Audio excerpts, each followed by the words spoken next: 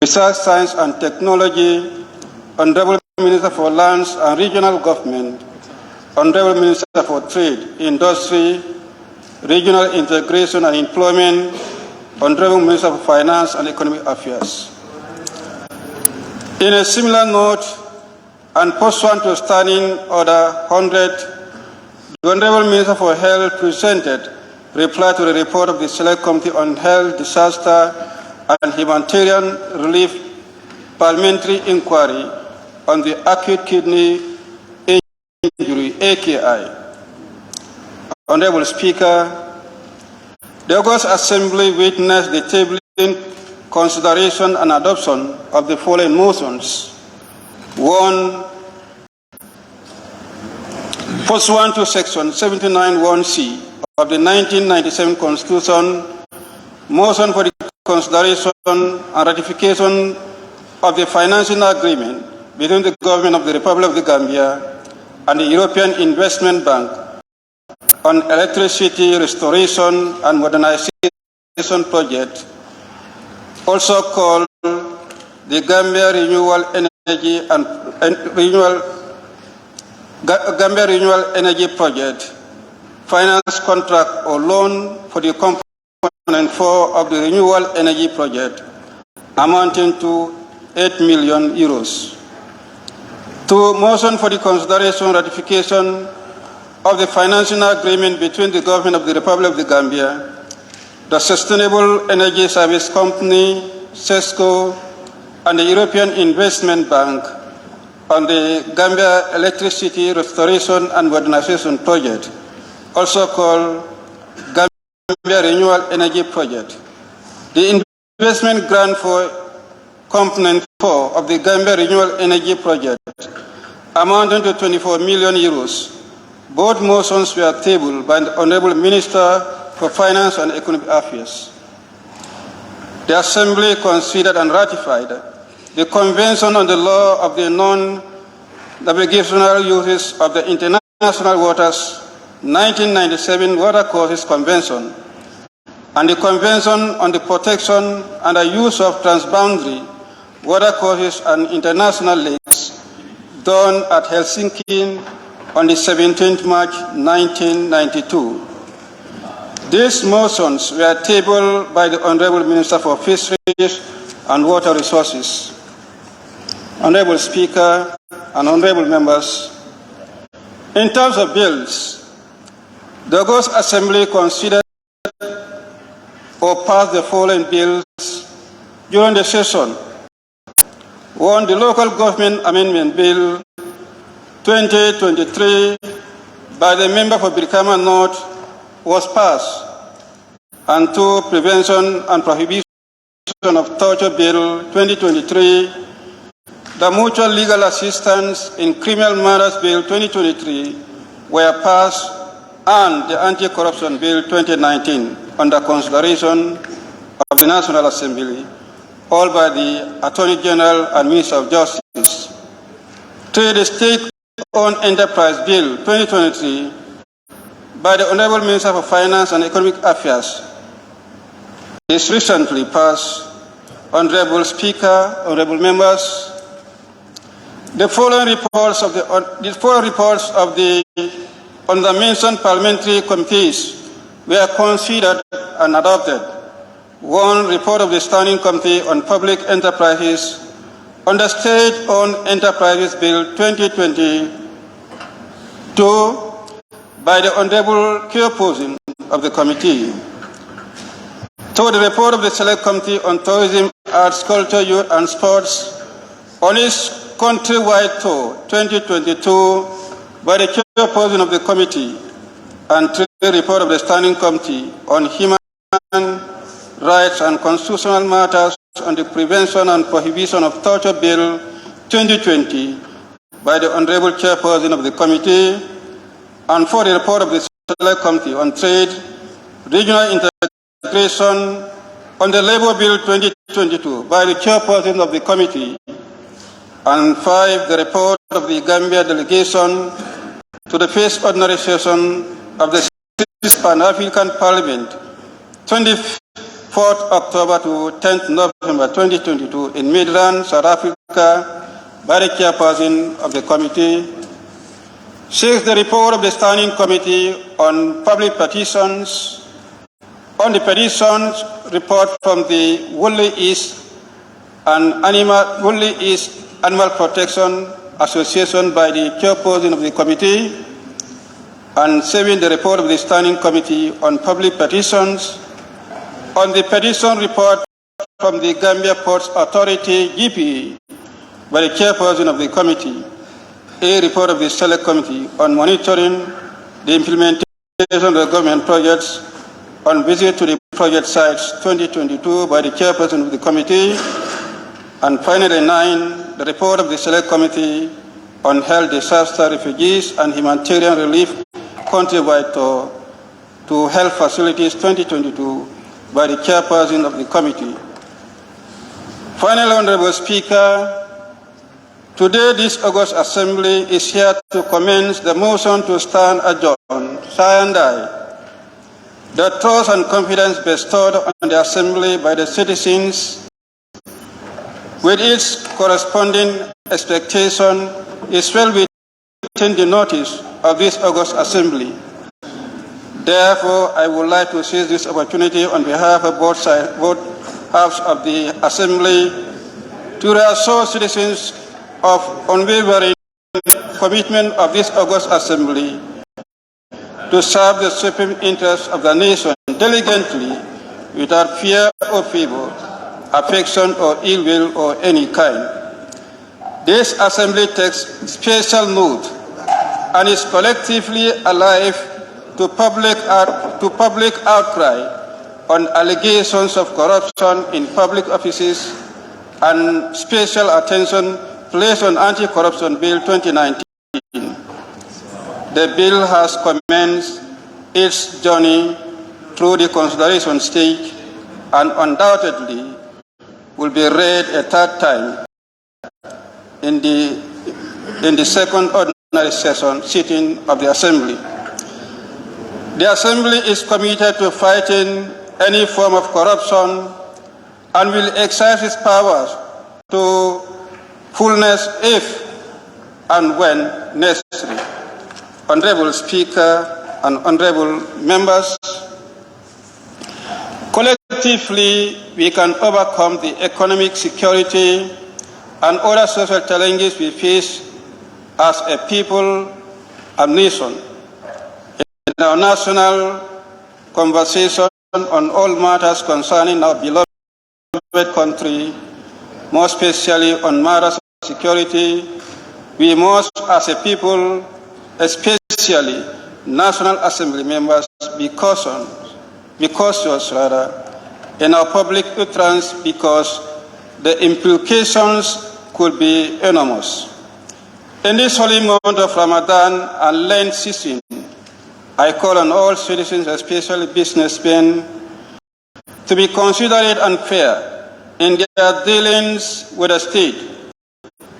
All persons should desist from price hiking, overpricing, and all over exploitation maneuvers that are detrimental to the welfare of the people and the state. I enjoin all members to join me in condemning any move or attempt to such conduct. Honorable Speaker, while I thank fellow honorable members for the foresight and dedication to duty during this session, I most like in the previous session challenges all of us, individually and collectively, as Assembly to reflect on the need for stronger commitment and dedication to the principal function of this legislature.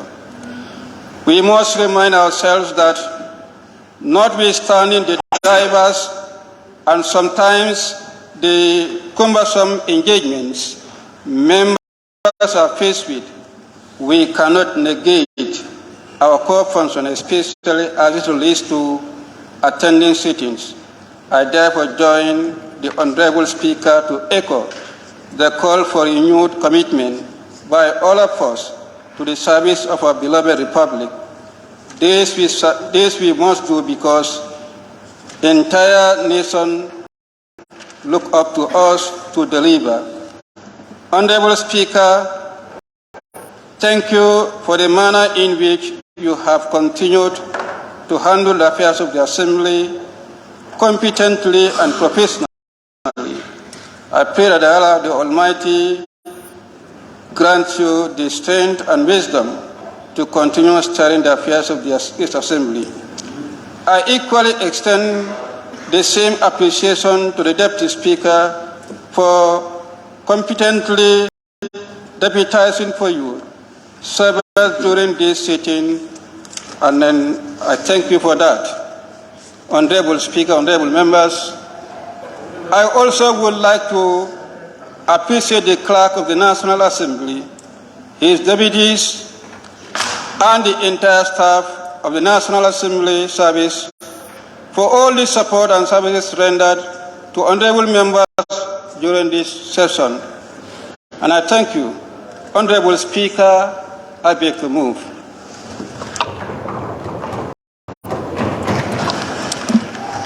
Thank you very much. Honorable Member for Brikama North and Minority Leader. Honorable members, it has been moved. Any seconder? Honorable Member for Upper Nyomi. Thank you very much, Honorable Speaker, for giving me the opportunity. Honorable Speaker, I rest of second the motion. In the same vein, I would like to make my contribution towards the adjournment debate. Honorable Speaker, first of all, I would like to recognize the presence of the Vice President and the Cabinet Ministers here present, and also to thank you, your humble office, the way and the manner you have been steering the affairs of this Assembly. And we pray for Allah subhanahu wa ta'ala to continue guiding and protecting you, giving you the strength. And the same thing is extended to the office of the clerk and the staff of the National Assembly for the support they have been given to this august body. Honorable Speaker, I will be very brief and precise, and I will start with the Hakalan Road. The people of Upper Nyomi and the three Nyomis, that's Upper Nyomi, Lower Nyomi, and Jokadu, are really very concerned about the pace the Hakalan Road is going through. The work is somehow slow, and people are not happy. So we would like to appeal to the Honorable Minister for Works to at least talk to the contractor to please fast track the implementation of the contract before the expiration of the contractual date that is being newly agreed. Honorable Speaker, the same thing about the Kunta Kinte Island. I keep on saying it here. This island is getting eroded by the river day by day. And the people of Nyomi fear that we might lose the island. And therefore we are calling the Honorable Minister for Tourism to quickly intervene to rescue this island. This is the island that his ministry is using to showcase the tourism products in abroad. Therefore, if the island is protected, we believe that the tourism of this country will also be promoted as well. Honorable Speaker, the only thing I wanted to say is general, is about the whole government contracts that have been given to the contractors to implement. Honorable Speaker, I think the people have to change their attitude. If not, we will not get the desired results of our programs and activities we are doing on behalf of Gambian people. Government institutions and government bodies are losing a lot of money through procurement. And if we don't change our attitude, Honorable Speaker, this country will be very difficult to develop, because the amount of money they are attaching to certain projects and programs, when you compare the amount of money they put in to those projects and programs, realistically, even if you are a layman, you are not that much convinced that this amount of money they charge for this particular program can, can all go into there. So therefore, people have to be honest and be ready to serve their nation. That's the only way we can move this country forward. And with these few remarks, Honorable Speaker, I beg to take my seat. Thank you so much. Thank you. Thank you very much, Honorable Member for 𝒂𝒑𝒏.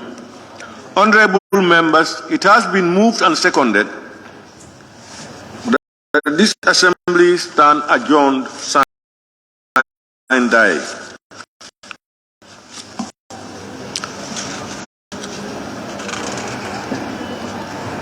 Those in favor, please say aye. Not in favor, please say no.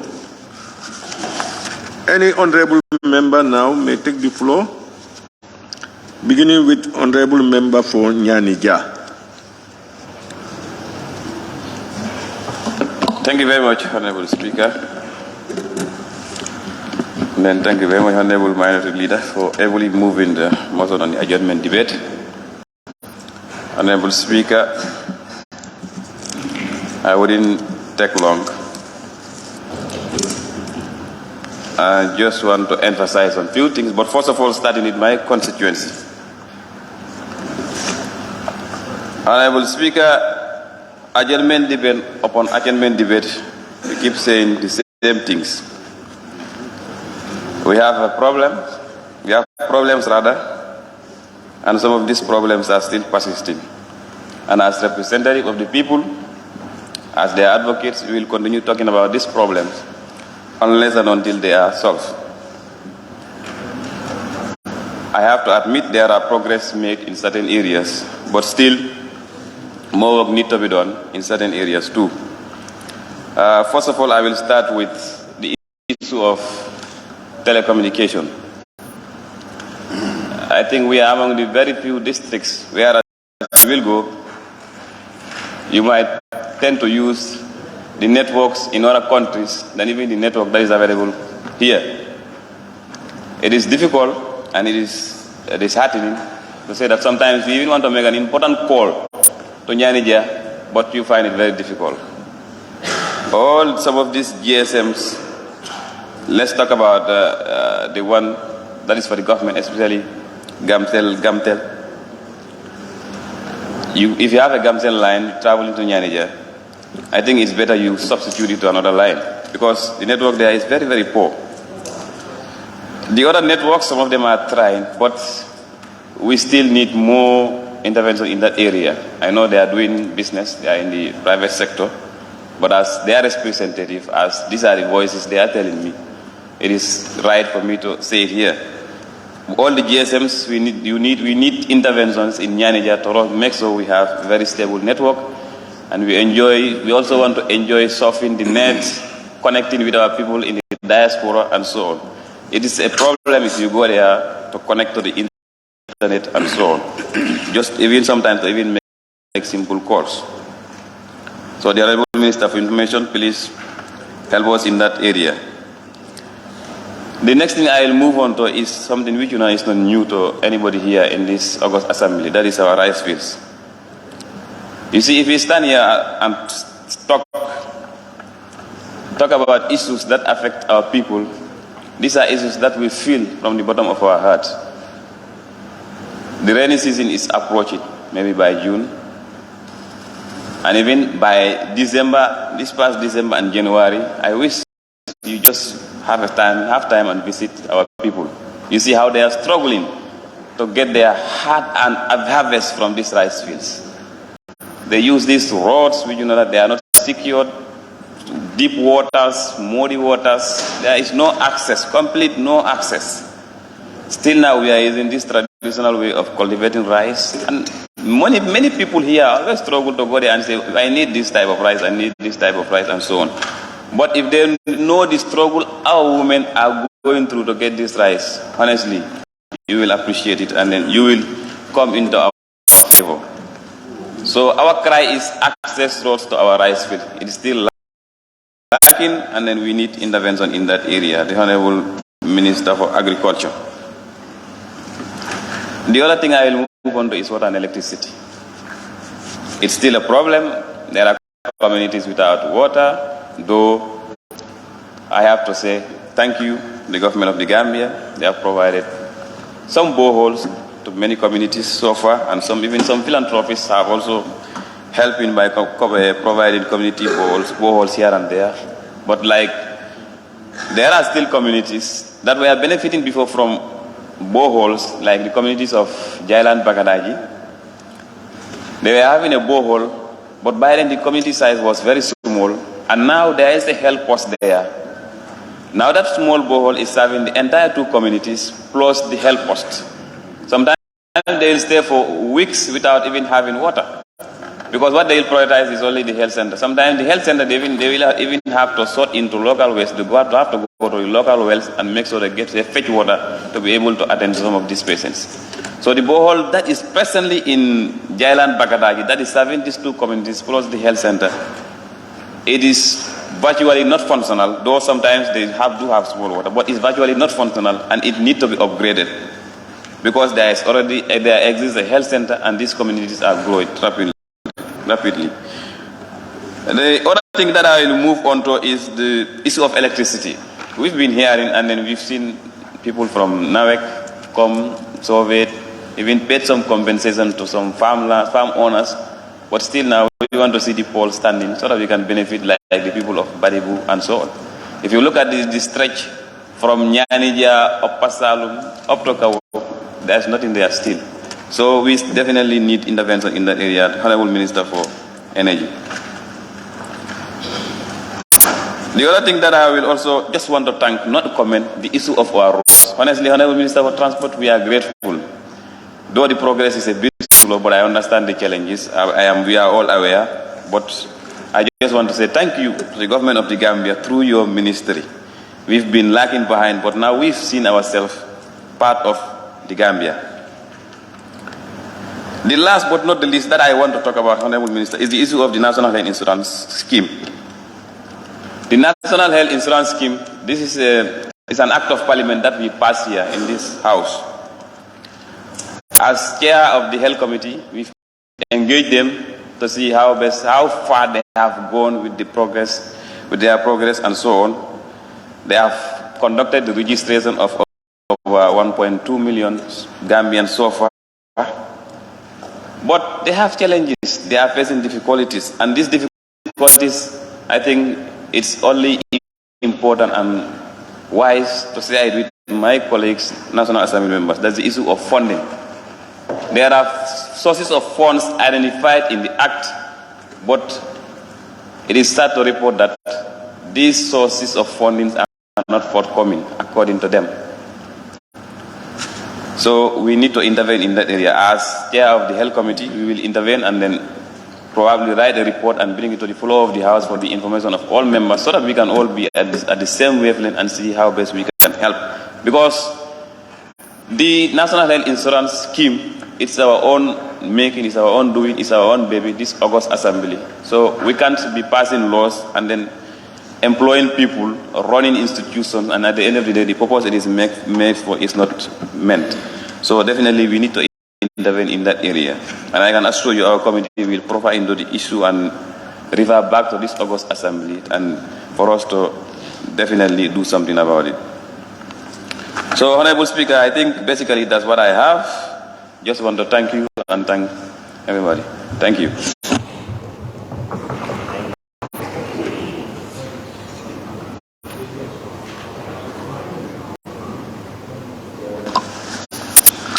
Thank you very much, Honorable Member for Nyanija.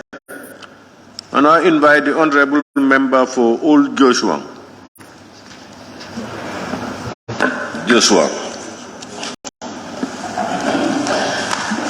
Thank you very much, Honorable Speaker. I will also join my colleagues to say a very big thank you to your leadership for the way this parliament was handled during these past days we spent here, and also my colleagues also for coming together in the interest of this country.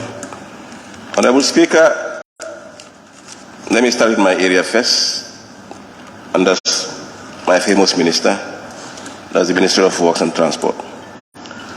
Honorable Minister, I think government cannot do it all. We must come together and see how best we can complement the effort of government. With regards to the kind of industrial area, we have a lot of business that are operating in that area, and their access road within that area needs to be fixed. But should it be only left in the hands of government? For me, I'm saying no. Let me quote an example of the Gassem road that's linked between Ding Gassem, where you have Gassem, CSC, and other big companies within that area. Gassem is a cement factory. CSC is a construction factory that is also doing on roads. How can you engage them? You either waive their taxes for them to at least develop that road and then make it into good use. Going around during the industrial years, going through a lot of big business companies that are operating there, and during the rainy season, access to that area is a problem. And for me, I see that they don't care. The moment they have their products and people need their product, you must force yourself to go and get it from where it is. But if you don't have access, you must find access to be there.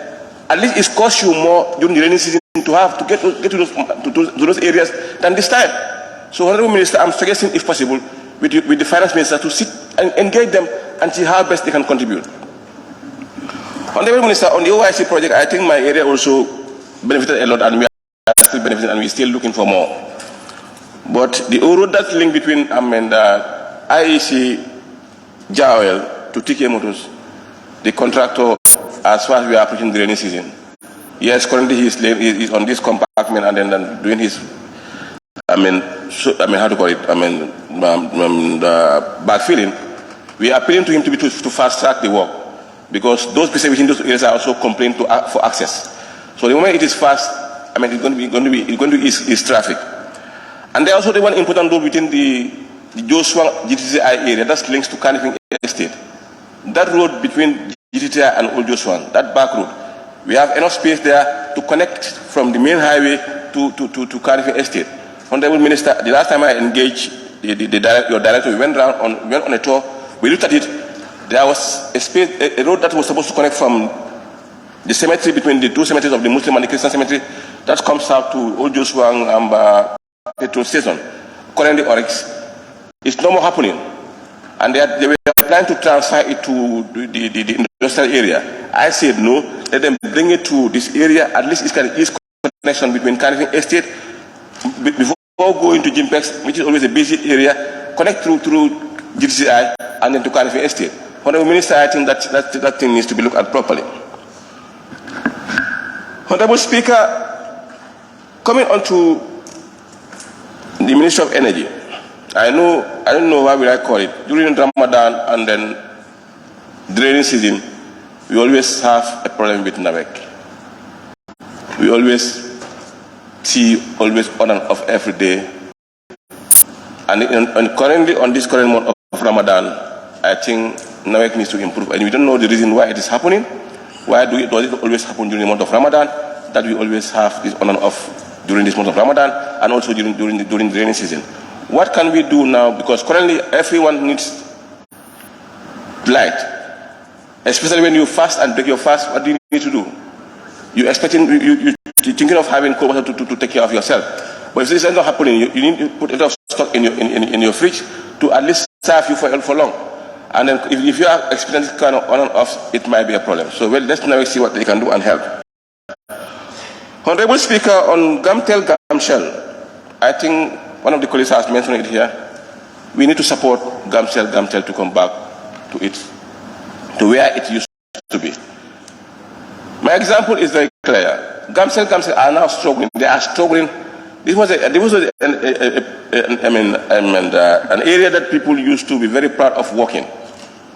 At the end of the year, they work and have their own profits to be paying even bonus to people. But it's no more happening now. They even find it tough to pay their salaries. So, Honorable Speaker, I think it is high time for government to look at 𝒂𝒂𝒂𝒂 and see how best they can give them a helping hand to bring them out from this to hold where they are.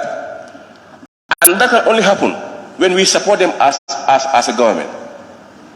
Supporting them as a government is not giving them physical cars. I know when you go to many ministerial government ministries, you find different private internets in place. Why not our own 𝒂𝒂𝒂𝒂? I'm not against private agencies. They are Gambians. They have the right to operate. But they also support our own thing. That belongs to us. Among us here, it's going to be very hard to go to a place where you find the internet is 𝒂𝒂𝒂𝒂. It's no more happening. Why is it happening? Let's support them. Let's push them to be there where they're supposed to be. Honorable Speaker, coming to the security forces, we have passed a lot of bill. Yes, protecting us as Gambians, protecting us as civilians, especially the anti-torture bill.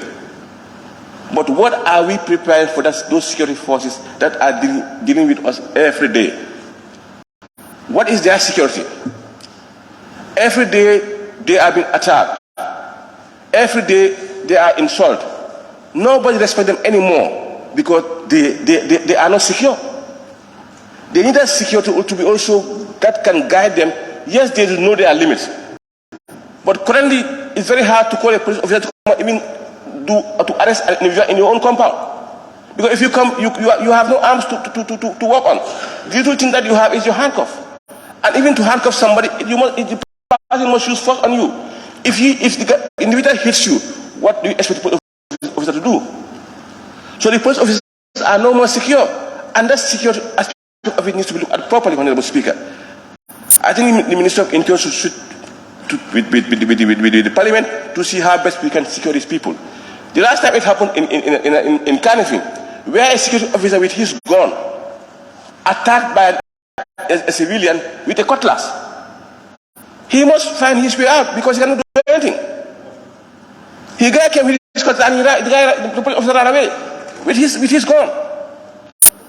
We are not saying that there will be violence, but at least they are seeing themselves as people that are no more secure. So if they are not secure, how can we be secure as civilians? So let's try to protect them as we are also protecting ourselves. The anti-torture bill is very clear and it's there for us. But how about them as our own brothers and sisters? Honorable Speaker, on the current affairs, I know the Joras and the Fullers will say yes, they will support me in this. Every day prices are going very high, especially in this holy month of Ramadan. I know we cannot say a price control, but the minister made it very clear here the last time. He is trying to help the business people. He is trying to see what they can do together to make sure that what they are having is already in stock. And also the port charges, and then the time they spend at the port also might be reduced. So if the minister if government is helping, why not us as businessmen? We help our own people. But I cannot see every day you go to the shop and buy a cup of rice for $5. Next 2 days you go there, it's $7. A cup of sugar for $10. Next 2 days is $12. I mean, you cannot just say that it is Ukraine war. It's already in stock. It's already here in the Gambia. It's already here in the country. It came last September. You cannot expect that it will be finished within 3 months. The stock is still there. But every day you are increasing your this thing, your stock. You are increasing your price. So Honorable Speaker, no price control, but us as Muslims, let's change our attitudes.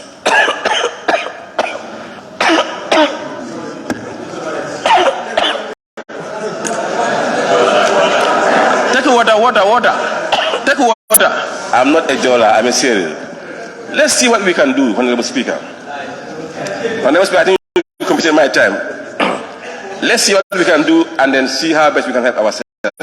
We are all Muslims and Christians. The Christians are also fasting. We are fasting, I think, this holy month of Ramadan. Prices come down. At least for us to feel that, yes, we are fasting, and because of the Ramadan, things have come down. Businessmen, let's see how best we can help our own people. Thank you.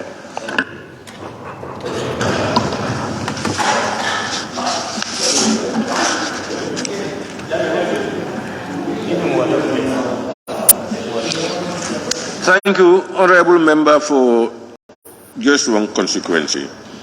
And I invite the Honorable Member for Brikama South.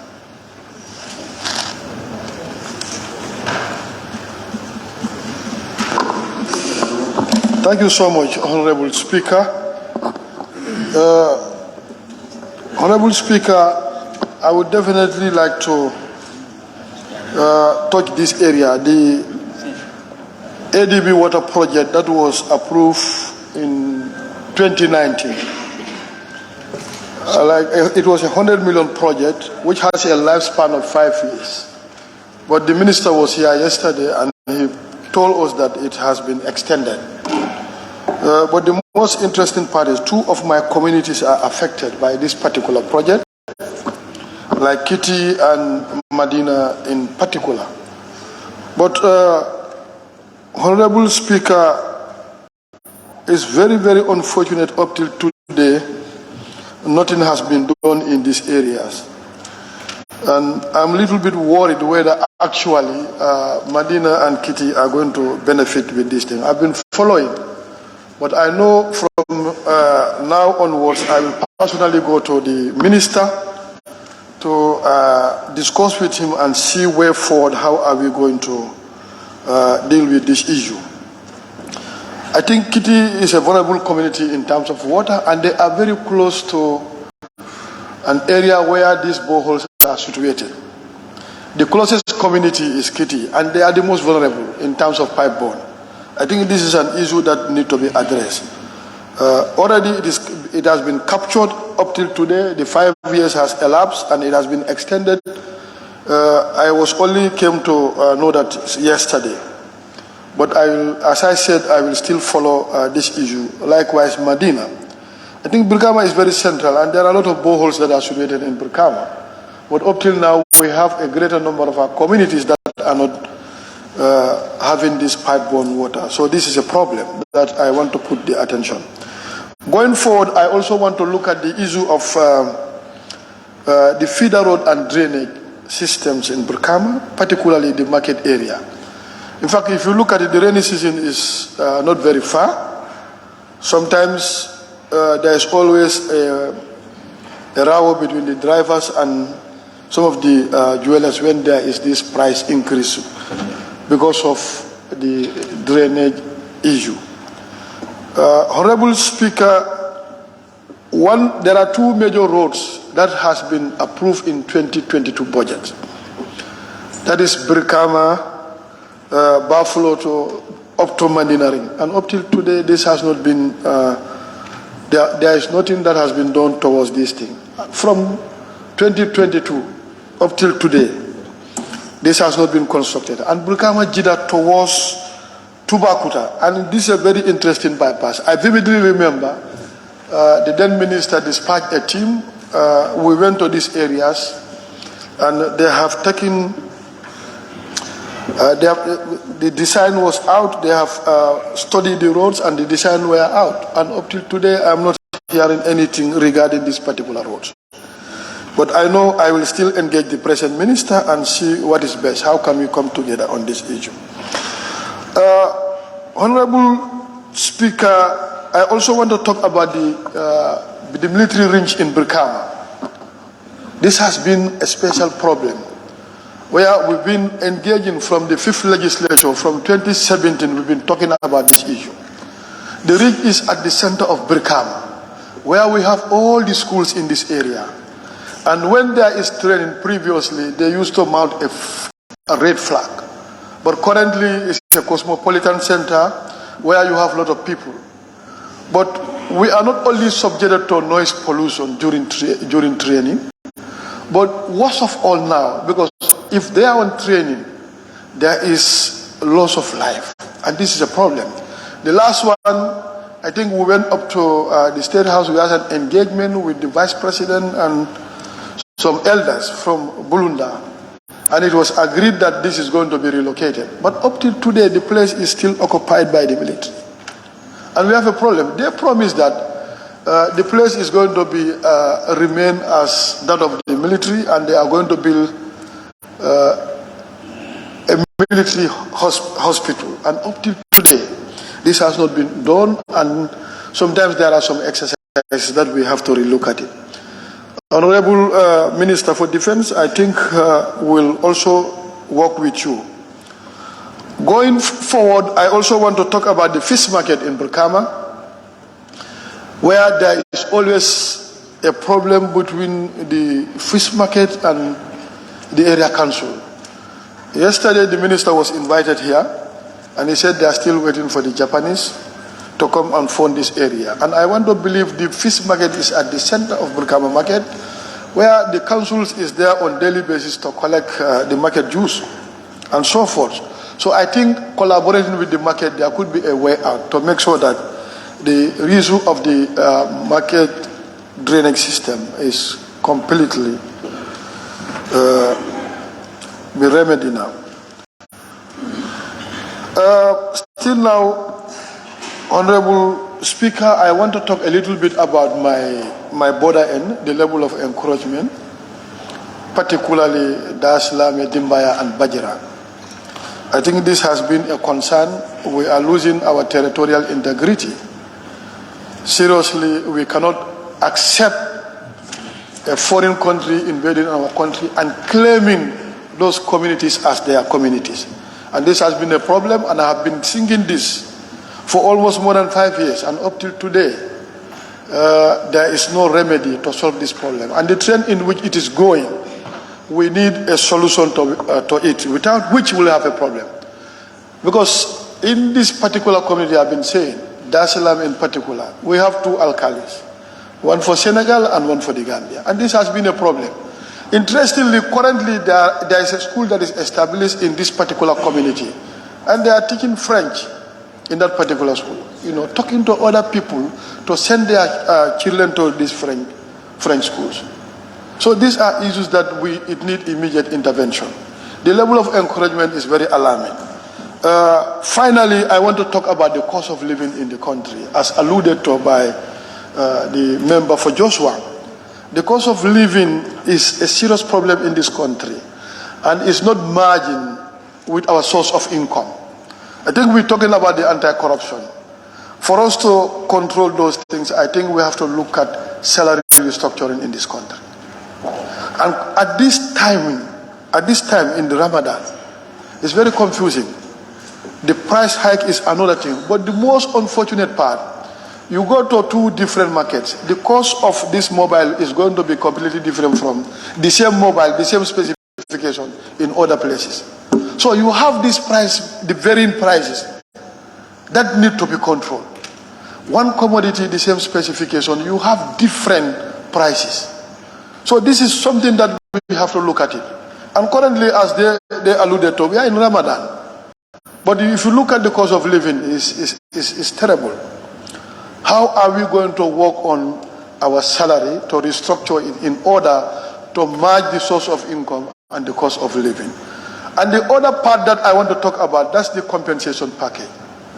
You serve the country as a civil servant for 25 up to 40 to 45, you reach to the retirement age.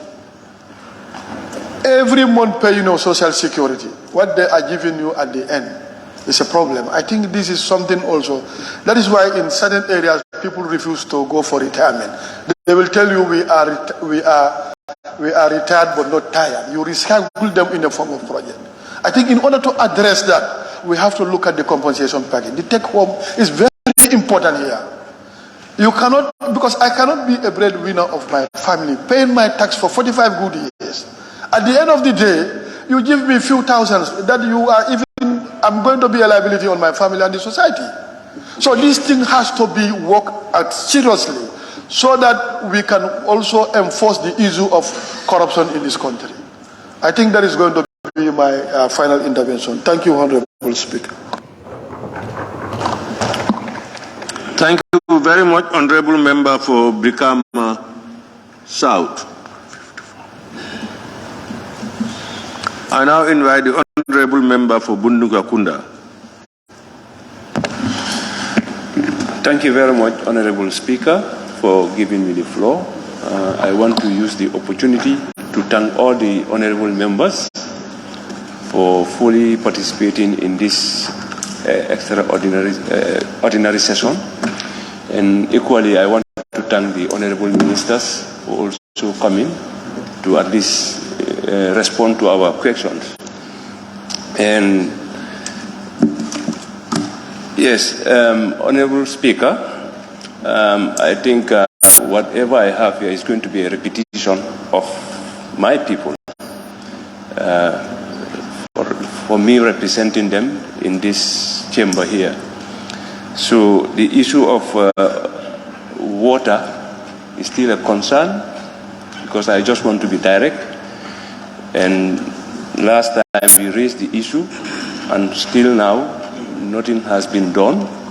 So I just want to appeal to the Honorable Minister for him to come to our aid, because we've been dealing with 𝒂𝒄𝒄𝒏. As I'm speaking to you right now, as a community, right now we have almost about 20 service connections that we are paying for people. So meaning, as a community, we are doing our part. But the pressure of the issue of pressure is still a problem. And still, as I said before, I will still persist to talk about this till it is solved. Because the reason why we are all here is just to find a solution to the needs and aspirations of our people. And there are institutions that are responsible to take care of that. So I think there shouldn't be any push and pull. The issue here is there is a problem, and the problem is identified. So let's just try to see how best we can solve that problem. So, and at the same time, as a community, from the last adjournment debate, I mentioned it, as a community, we were also able to, provide a very big borehole in that vulnerable area.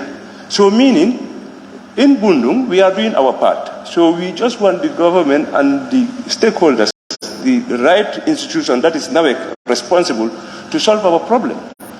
So if the citizens are doing their part, equally, the government also should do their part. So for that being the case, I am appealing to the Honorable Minister, if possible also, to come to the community, at least we can collaborate and discuss about the whole issue, so that, people can understand. Because the complaint from the people is just too much. And normally, the complaints come to me and my councillors, because we are all affected and we are the one representing them. So I hope that the Honorable Minister will find time to come to our community so that we can work together and ensure that this water issue is addressed. Because at the end of the day, we are all partners into this. We are partners in development. So if this issue is addressed, it's going to be an achievement for all of us and for the government. Honorable Speaker, equally I want to thank the Honorable Minister of Youth and Sport and the Ministry for the commencement of the Mboyo field. Mboyo field is a field that is within Bundung, Serekunda and Bakote.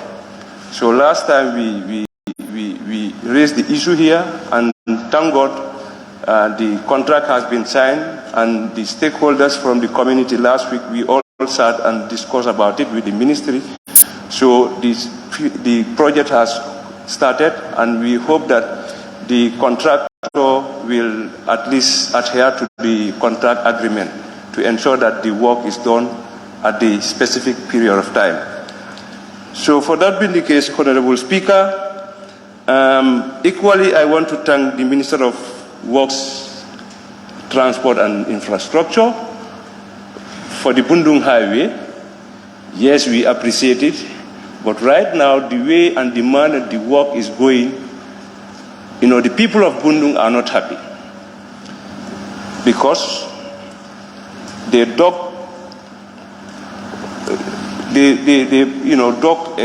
gutters along the street, along the highway, which is really affecting people living around that area. And the worst thing is they cut off the street light.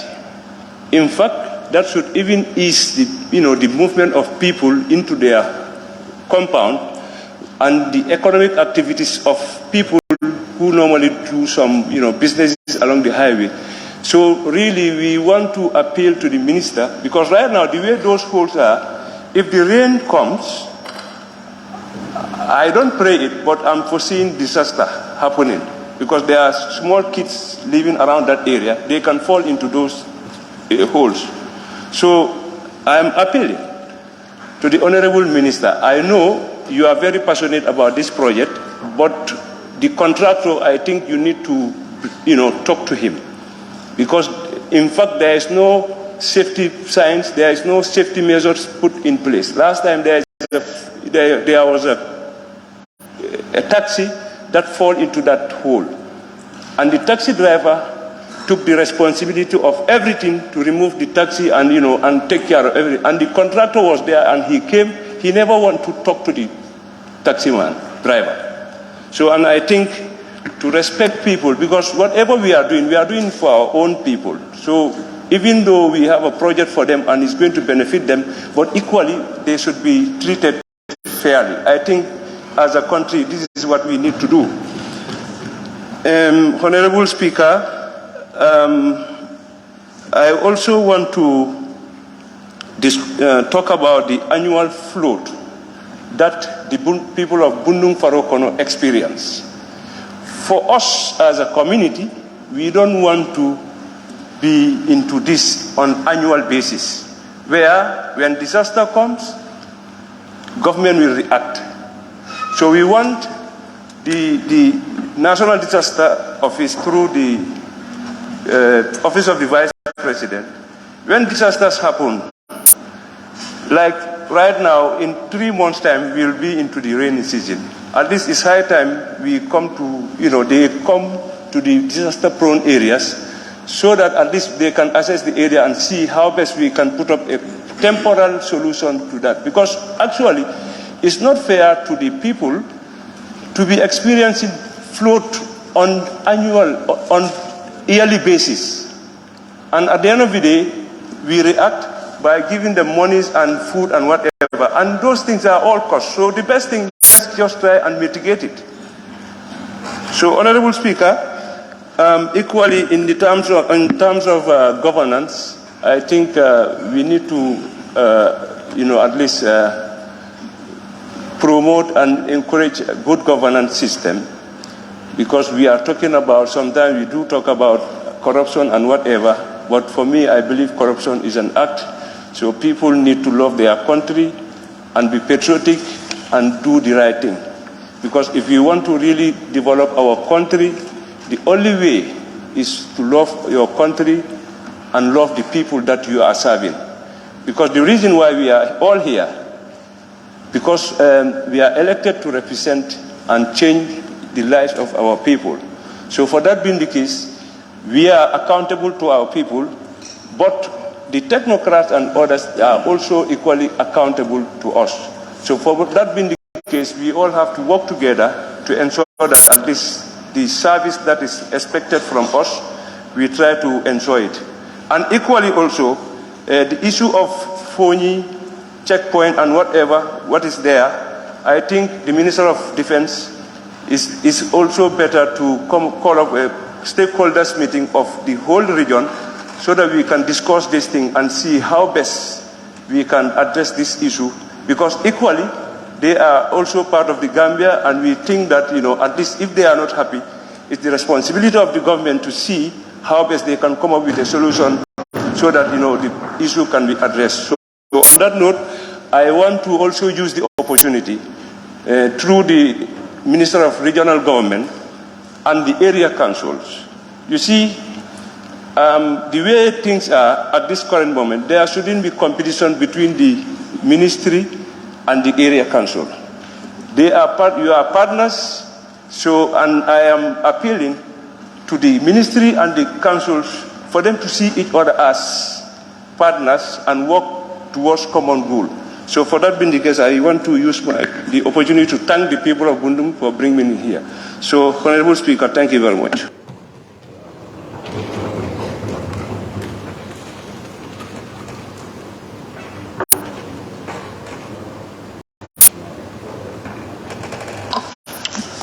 Thank you very much, Honorable Member for Bundung Akunda. I now invite the Honorable Member for Bakau. Thank you very much, Honorable Speaker. Honorable Speaker, today I have decided to reserve my opinion on this adjournment debate, but later choose to take 2 or 3 minutes of my time to express how disappointed I was during yesterday's question and answer session by the Minister responsible of Tourism and Culture. Honorable Speaker, yesterday during question and answer session, I have asked a parliamentary question to the Minister responsible of Tourism. Question number 075, Honorable Speaker, with your permission, if you allow me to read the question. My question reads, Honorable Speaker, it appears that most managerial positions at hotels in the Gambia are occupied by non-Gambian citizens. Would the Honorable Minister for Tourism and Culture tell this August Assembly what measures his ministry plan to put in place to stop this marginalized of Gambians when it comes to occupying senior managerial positions at these hotels? Before the ministers respond to my question, he alleged that this question has been asked almost 7 times, which was unfounded and was very embarrassing to me.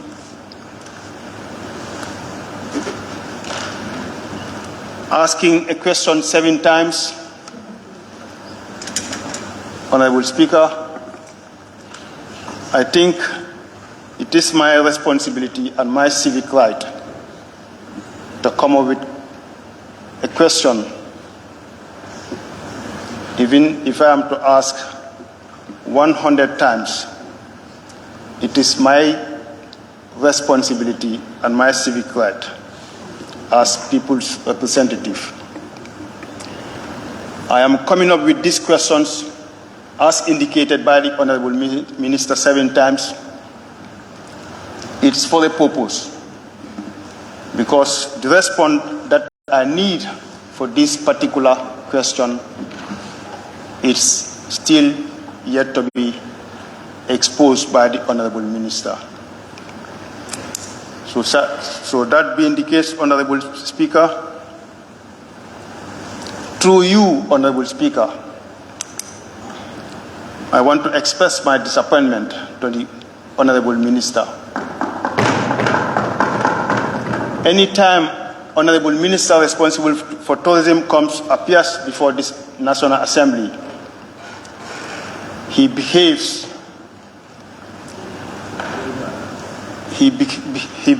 on members in a way and manner of which is not welcoming by members. I sometimes question his maturity, Honorable Speaker. Honorable Member for Bakau.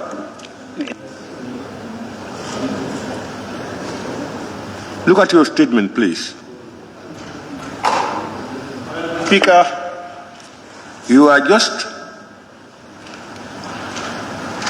putting claims that you were offended. Honorable Speaker. And then using, I'm on the floor. Honorable Speaker. I am on the floor. And now you are also going to that level. Let's be a little bit patient. Please. Go ahead, Honorable Member for Bakau. Thank you very much, Honorable Speaker.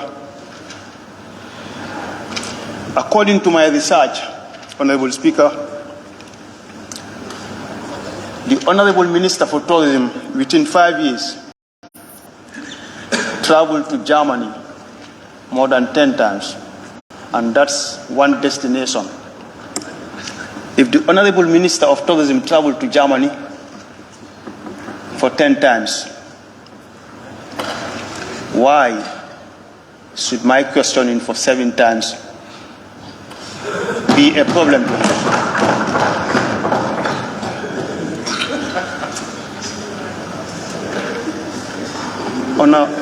Honorable Speaker,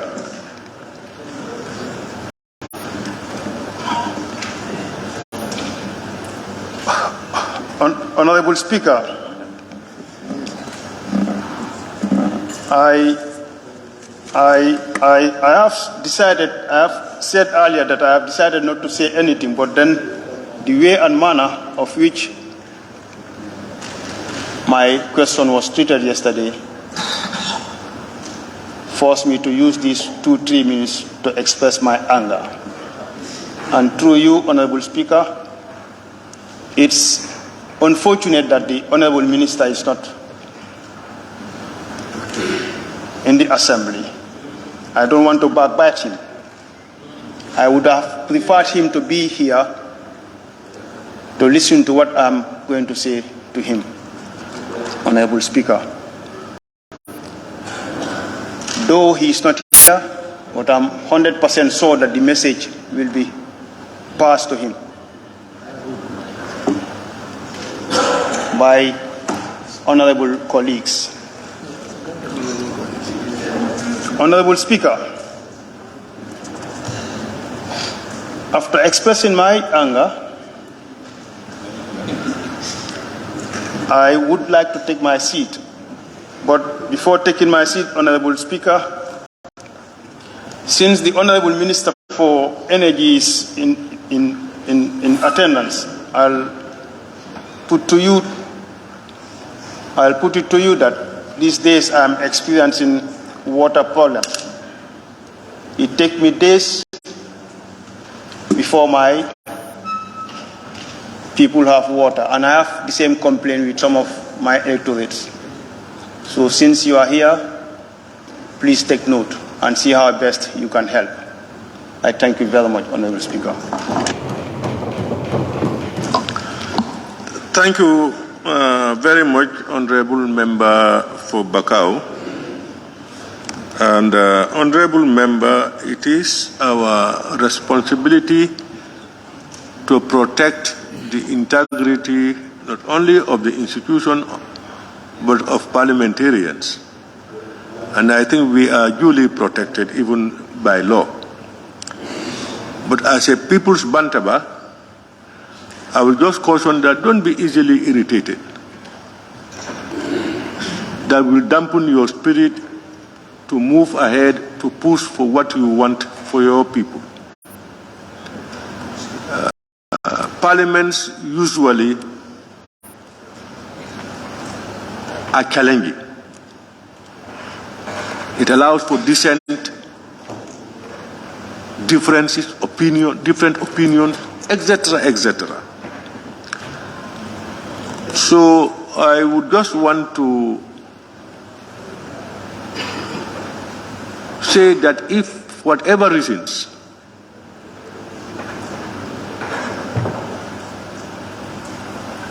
you have been offended, for whatever reasons, I just want to appeal and apologize and ask you to feel free. That may not be the intent. There are times, it is sometimes very difficult within even 100 members alone, inter-cages. But from there they move, we pass those stages. So you have a right, as you said, to ask as many questions as you wish to. And to repeat asking those questions if you are not satisfied with the answers. So I don't think you should be much irritated if somebody tells you you have asked this question 7 times I would readily say I will ask more 7 times the same question. So it's unfortunate, but let's move forward, please. Let's not also pull away people. We are all holding public offices, and we should be able to take the Gambia and make it number one. Our own small differences should be secondary. Well, please accept, Honorable Member for Bakau, my apologies on behalf of the Honorable Minister and whoever might have done something to offend you, if you have been offended.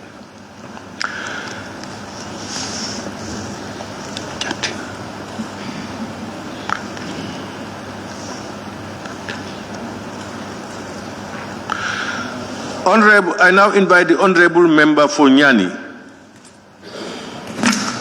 Thank you very much, Honorable Speaker, for giving me the floor.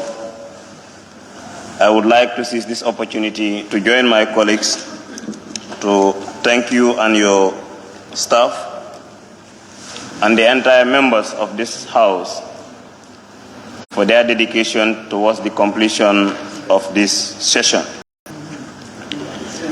I would also like to seize this opportunity on behalf of the people of Nyani to express our sincere thanks and also wishing His Excellency, the President of this country, and his cabinet members, and the entire country, Ramadan Mubarak. Honorable Speaker, after touring the length and breadth of Nyani, I always ask myself, where are we classified in terms of development? Honorable Speaker, looking at Nyani, is with a total population of 28,343. But when it comes to development, when it comes to road network, we are suffering. When it comes to hospital, the same thing. When it comes to water, is also another issue. As I am speaking to you, we still have some of our villages that are going to other areas in order for them to fetch their drinking water, which is really a burning issue and something that is very hard to take by the people of Nyani. Looking at the hospital, the only hope that we have there is Kuntawur Health Center. We have a very nice lab, but still now, the lab is not functional. It was in July when I made mention of that in the adjournment debate, when we lost a lady whom we were rushing to Bansang as a result of cervical tear after giving birth, and she could not survive. And after that incident, we have many more incidents of that nature that occurred as a result of the birth road condition. We have some of our people that are living up to 10 kilometers inside, especially in the eastern part. Just imagine, around 2 a.m. or 3 a.m., carrying someone with a donkey cart heading to Kuntawur Health Center. In most cases, before we reach at the hospital, it's either the baby will have a problem or the mother will have a problem. And when it comes to loyalty to the ruling government, Nyani is second to none, because Nyani is an area where oppositions are not given any ground to breathe. Honorable Speaker, moving forward to security aspect.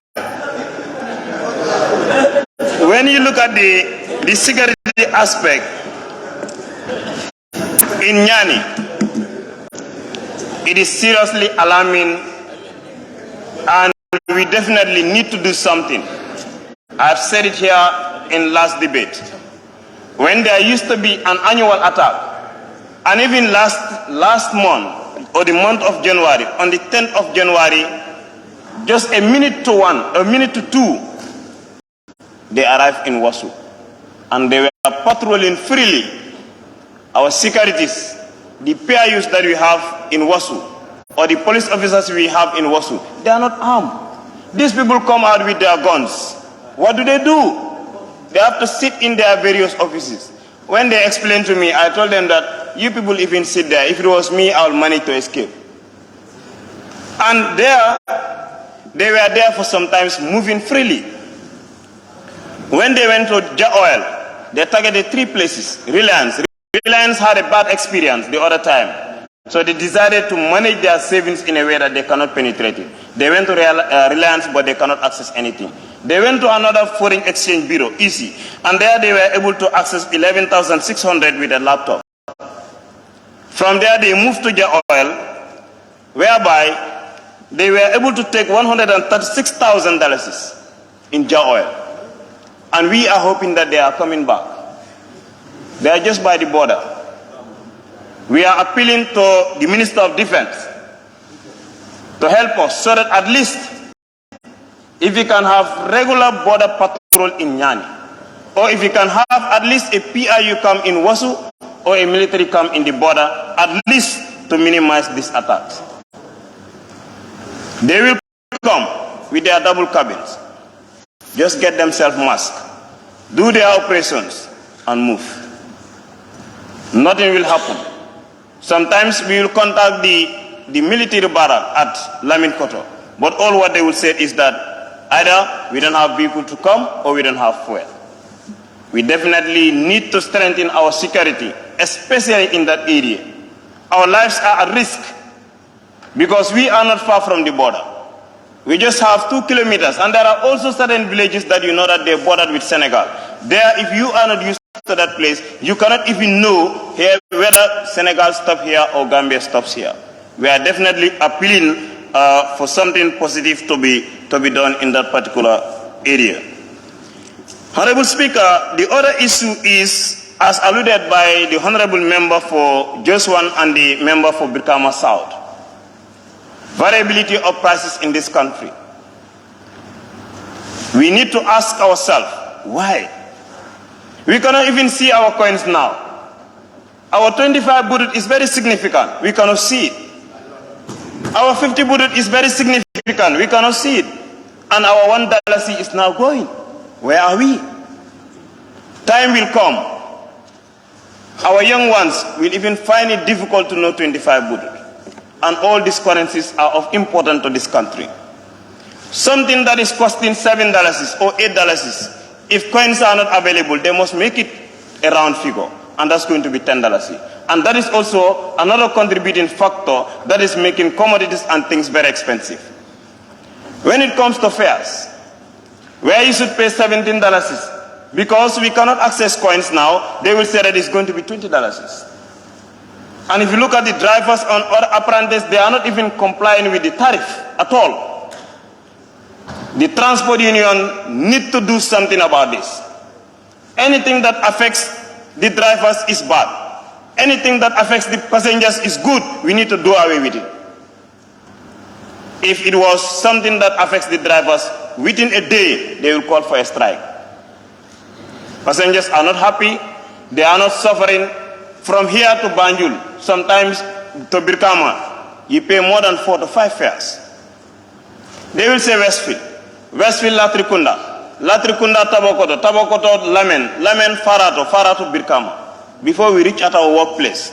And it's affecting not only those going to work, but affecting the general population, even teachers going to school. With this kind of fares, before they reach at their workplace, it's always crazy. Students going to school that cannot access school bus, before they reach at their school, is always a problem. And sometimes we will stand and say that there are high performance in schools. But these are factors that we definitely need to consider and work towards it in order to achieve our success in this country. So, Honorable Speaker, on that note, I beg to take my seat.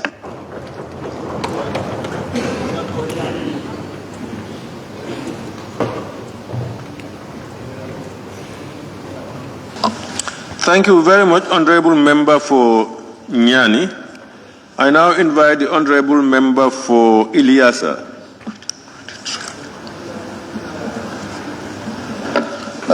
Thank you very much, Honorable Speaker, for giving me the floor. so sorry, I'm suffering from severe cold. Honorable Speaker, I want to recognize the presence of the Honorable Ministers here. Honorable Speaker, I want to touch on the two important things, that's education and police. My first intervention will be education.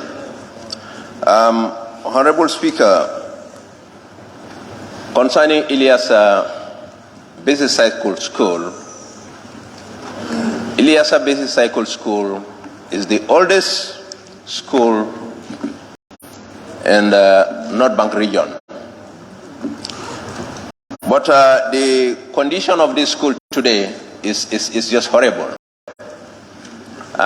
In 2021, windstorm, it affected the school seriously. And up till date, nothing has been done in order to replace the damage that was caused by the windstorm. And Honorable Speaker, definitely when you look at the population of this school, it's very healthy. But the condition the teachers are in and the students definitely is horrible. I am urging the Minister for Basic and Secondary Education to take note and consider these people very well, so that they can also have at least a good place where the children and the teachers will find it conducive for teaching and learning. My second point is that is police. Honorable Speaker, the Gambia Police Force is known to be a very good institution. But in Farafenni police station, there is a particular police officer who is instigating violence, yes, in this police station. And I think that is not his role as a police officer. He's there to maintain the peace and the stability, but not to instigate. Honorable Speaker, this police officer, time back this month, early this month, I was present. He slapped a driver on the face mercilessly, which is definitely undone. A police officer should not behave in that manner. So I think this police officer should be taken back to police training school, definitely, so that he will know how to handle civilians. I am sending him signal. Let him try and stop this action in my constituency, or else measures will be taken against him. Thank you very much, Honorable Speaker, for giving me the floor.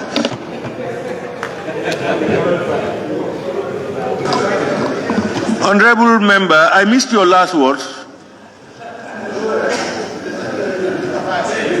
Honorable Member. I am saying that the police officer should stop this action.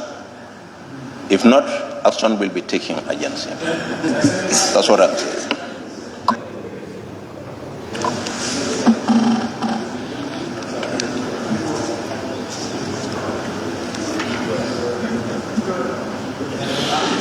Thank you very much, Honorable Member for Ilyasa. I invite the Honorable Member for Lower Salu. Thank you, Honorable Speaker, for giving me the floor, and thank you, Honorable Members. Thank you, Honorable Ministers. Honorable Speaker, the first thing that I will go ahead, that's the reason why parliamentary members' road parliamentary questions basically is for them and the executive members, that's ministers, to work together. Honorable Speaker, the essence of we the parliamentarian writing a question to the ministers is a thing that is affecting our people, and we are representing our people. Honorable Speaker, if a parliamentary member wrote a parliamentary question to a minister, at least should be considered, because during the budget session, all the ministers,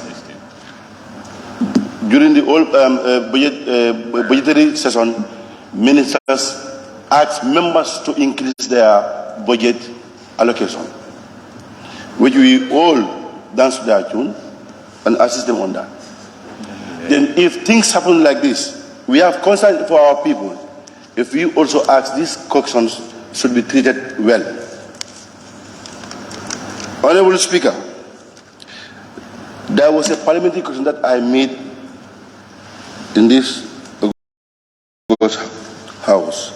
That's about the Senegambia bridge. Senegambia bridge. By the member for by the works minister. And again, the reason why I don't go further on the question, the answer of the minister suffice. But then the member for Nyana Dankungu came out again for our neighboring country, that's Senegal, the way they are taking ownership. Honorable Speaker, this is our country, and we are here to protect our country. Even if they put sugar in our mouth, we don't care. This is our sovereignty. We have to protect this one. The reason why the member for Dankugu trying to strongly argue on this issue, and other members are refusing him to argue, not because of his interest, it's because of our interest, all of us. Because the reason why I mentioned this, where there's an agreement between the Republic of the Gambia and Senegal, that was the reason. And the statement was made in their chamber, the Senegalese parliament. No, that was a parliamentary, not ECOWAS. Allow me to come, please. There was a parliamentary member who raised this issue in their chamber, thanking their president that building this Senegambia bridge.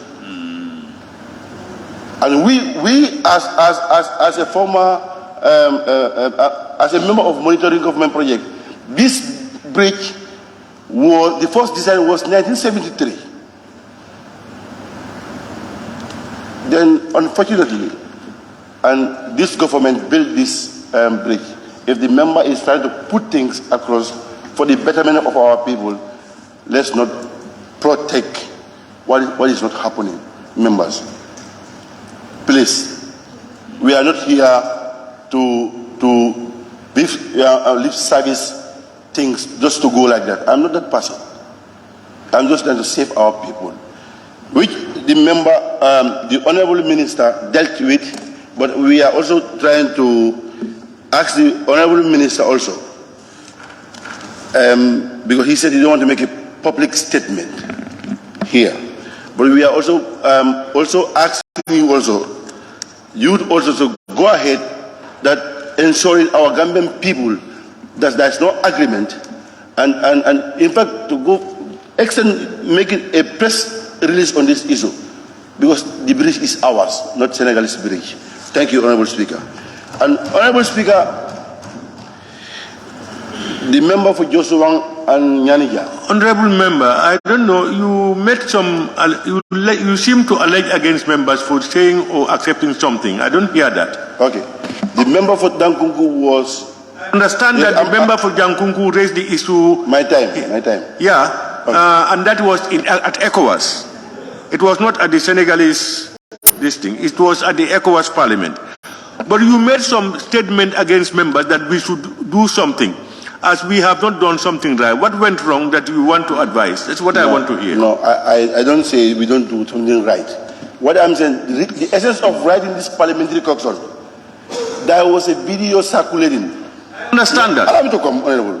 I understand that. But in your statement, you trying to urge parliamentarians that we must go to do this. That's why this one did this. What went wrong? That's what I want to know. The member for Upper Nyomi was defending what the member for Dankungu was saying. That the minister said it was a social media thing. But this social media teach us what is happening. Because the reason why I read this parliamentary question, it was a parliamentary member of Senegal who said in their chamber that this bridge was meant for Senegalese bridge. You know, Honorable Member, I think we should respect opinions of members. We cannot all speak the same language. The way we see things differ. But it's possible we are all sincere to what we are saying, just that we saw it differently or we seeing it differently. Because the minister made it very clear that the bridge is a Gambian bridge. No dime came from Senegal. Now, political gifts, people go to the social media or to places and make political gains by saying something. That should not worry us. All what we should know as parliamentarians is that that bridge, we have been informed and we know that it's 100% owned by Gambia. And two, when we go ourselves as parliamentarians, let's sensitize and educate our people that this bridge is ours. Honorable Speaker, the response from the minister, this is why I don't even put a second supplementary question. You understand? But it was not a social media. I am saying the parliamentary member for Senegalese parliamentary members, he said this in their chamber. I mean, as we are doing it now. Okay, what you are saying is, but is it a Senegalese? I think, is it in Senegal or at ECOWAS? Senegal. It's Senegal. In Senegal, yes. at their parliament. Chambers in their parliament. Allow me to come, please. Now, and somebody said it's from the social media.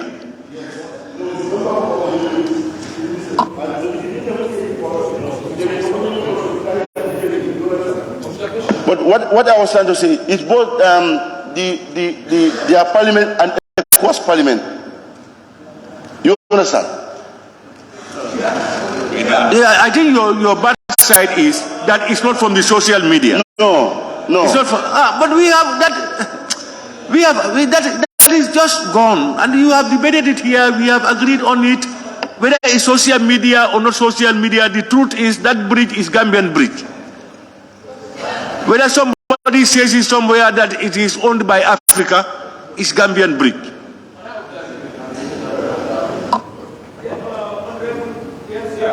Thank you very much, Honorable Speaker, for giving me the floor, and thank you very much, Honorable Member for Upper Salum, for giving me the floor.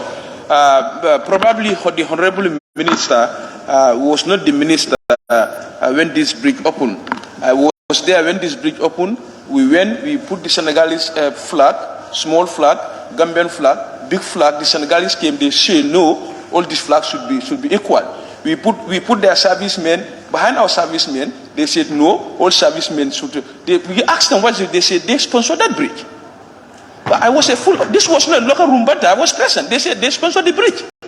So I'm sure let's find out who actually sponsored this bridge. Thank you very much. Honorable Member, I can guarantee to you, when this bridge started also, I was a parliamentarian. We know what went wrong. This bridge is owned and is funded by somebody for the Gambia government. Senegal has not put a dime. To control their now that may be, honorable members. Some others may be the political aspect of things. But the truth is, the bridge is in the middle of the Gambia. It has no side of the bridge is gone into Senegal. If it were a border bridge, if somebody tells you, you can begin to wonder, but a bridge in the middle of the Gambia. So, Honorable, I don't think we need to talk too much about that. Honorable Member for Fonyi Bintang, no, please. You don't take my time. I'm on the floor still now, Honorable. Oh. Yes. Honorable Speaker, you have taken my time, Ola.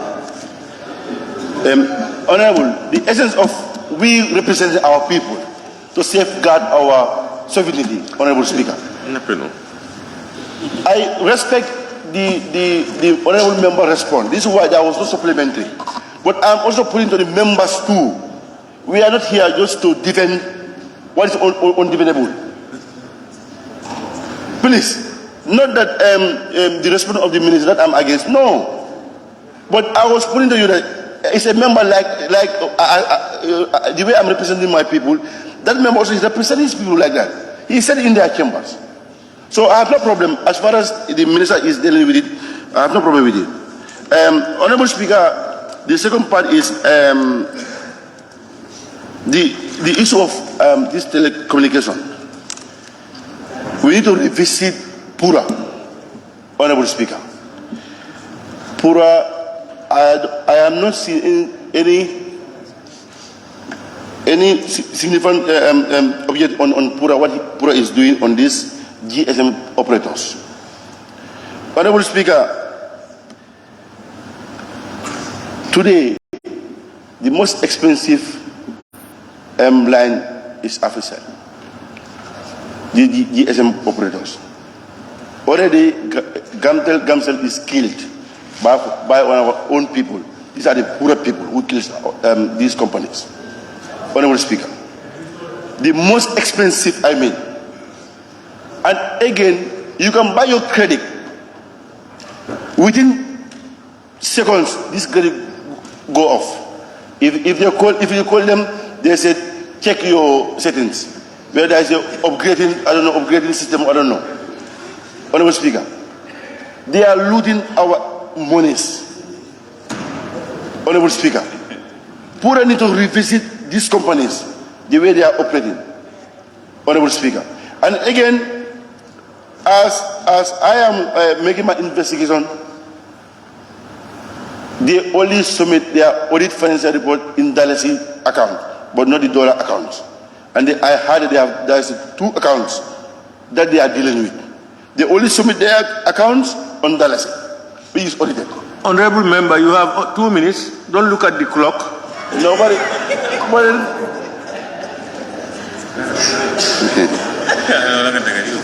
Okay, Honorable Speaker. Honorable Speaker, the issue of Pura need to be corrected. The way things are going, it's not favoring Gambian people.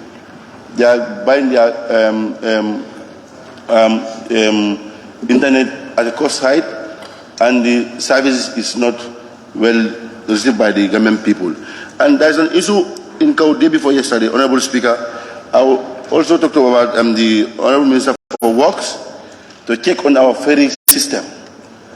The ferry system is not proper. Our people are in risk. What is happening in Bara, Banjul, can happen in Kaur, Nyamina Dankungu, and day before yesterday, our people are in the ferry for hours before they will be taken out from that ferry services. We need to revisit our ferries before there will be any disaster. Honorable Speaker, the last but not least is the issue of land in our country. I want the Honorable Minister of Land to revisit his policy. This land estates agency to be looked at, and the way lands are given out is always a problem in our country, and which they cannot solve still now, and that's always a problem, and there will continue to be a problem. Gambians, we don't have land for ourselves, for residents. Please, Honorable Minister of Land, revisit your policy for Gambian people. Thank you very much.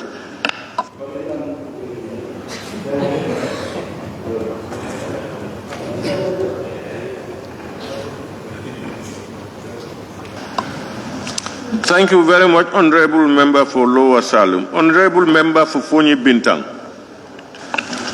Thank you so very much, Honorable Speaker. Thank you, Honorable Members, for this endless session that we embark on. And I also thank the Honorable Ministers, the audience, the members from Fonyi Bintang Kabana. You are welcome. Thank you. Honorable Speaker, I want to suggest, this is not part of what I want to say, but I want this as a suggestion, that we need to rename the Senegambia Bridge to eradicate these skeptical minds in the minds of the people. So we need to rename it as soon as possible. Let us rename the name of, change the name of the bridge and rename it with a Gambian name, excluding Senegal in totality. That's my suggestion. The second thing I want to talk about is, in this very moment, I have the singular honor and pleasure to thank Babili Mansa for his effort. He did whatever he could in terms of security. He does not compromise for a second. And then under Babili, the Gambia was a safe country. Last time I spoke about insecurity in this country. Now, not only do they attack civilians, but even the security personnel are attacked. One of the security personnel from Fonyi Bintang, a specific village in Blanjor, was attacked. And thanks to the member of Lower Nyomi, who brought the guy into this place, up to Bara, helped him to have the ferry to cross. He nearly died. As I speak now, he is lying in the Edward Francis Small Teaching Hospital here in Banjul, admitted since that time, a month and a half ago.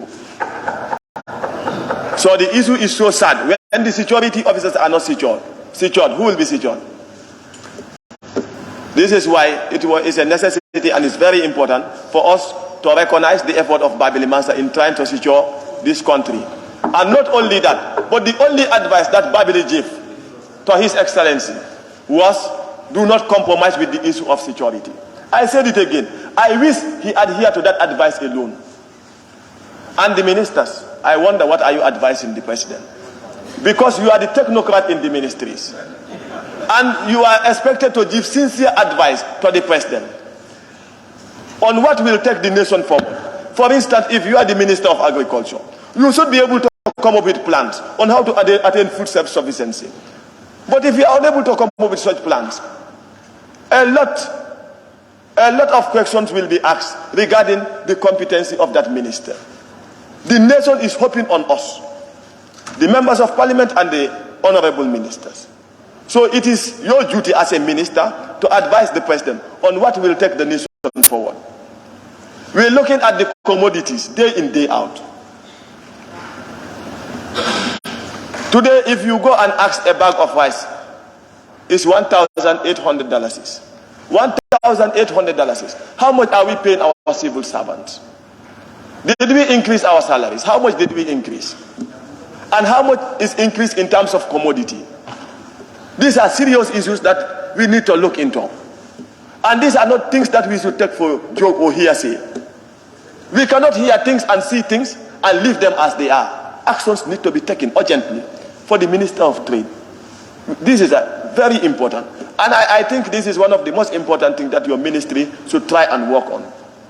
As an urgent thing. Because we are paying people less.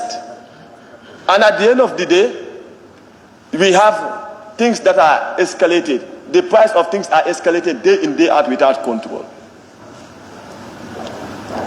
We need to look into this on a more serious note. For the Minister of Local Governments and Land, last time you told us that you are not responsible for the rent and issues related to that. But now the rent issues are affecting us seriously. For they will always ask you to pay for 6 months advancement. How much are we paying our civil servant? House rent in the Gambia, the amount that we are paying them is $250. And where in the country can you rent a house for $250? So the minister responsible for, is it the local government and land, should look into this. And you say you are not responsible, but you are put into tax. So carry on with your task and fulfill it, please.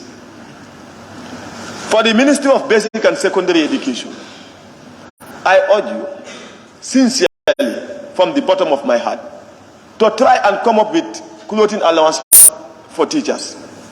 Bring it to the Parliament, then we'll look at it. Because these teachers are doing whatever they could for our country. And all of us that are seated here, our children have been taught by teachers. On that note, the teachers deserve to be paid better. In fact, in the country, it's a shame for you to call yourself a teacher. Teachers don't want to be seen as teachers. And I said it here. I wonder how we want to develop the nation in the absence of education. If we are not giving those that are educating our children enough money or good salaries, how do we want them to perform in class? These are things that are questionable. To the asset of the former president, I thank the member for Woolly East once again for asking that wonderful question. Is it that Jammeh owned nothing for 22 years of his service? Is it that Jammeh was not earning salaries? Is it that Jammeh had nothing absolutely? That you seized all his assets, everything. You sold everything. Is it a witch hunt? What was the matter? What went wrong? And this we need to clarify. And whoever involved in buying the asset of Jammeh, we are going to dig it to the end. And let me tell you, change of government can come anytime. A government can change anytime. What goes around comes around. I want to challenge the President of the Republic to take this matter seriously, to go and dig into the issues that happened to Jammeh and his assets.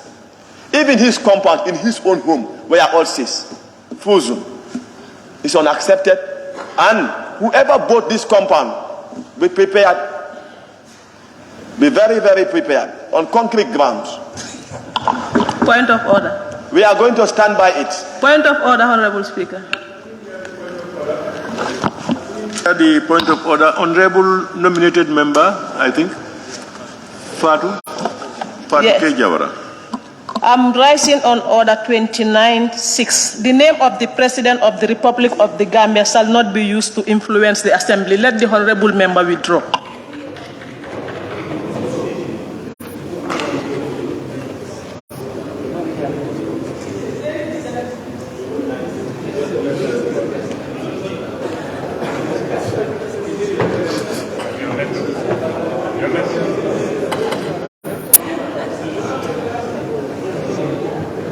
Speaker, can I be protected, please? Honorable member of Sami and Woolly East are attacking me, please.